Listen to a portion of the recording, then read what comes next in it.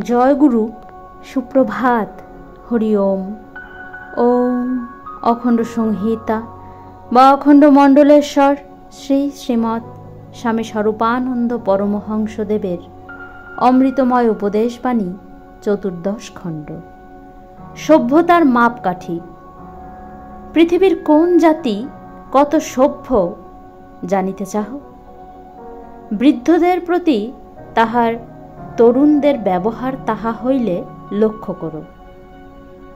কোন জাতির যুবকেরা যদি বৃদ্ধ নিরন্ন পিতামাতাকে আতুরাশ্রমে প্রেরণ করিয়া নিজেদের কর্তব্য উত্তম রূপে সম্পাদন করিয়াছে বলিয়া জ্ঞান করে, তবে আমার দৃষ্টিতে তাহারা কোল, ভিল, সাঁওতালের চাইতেও অনেক অধিক অসভ্য।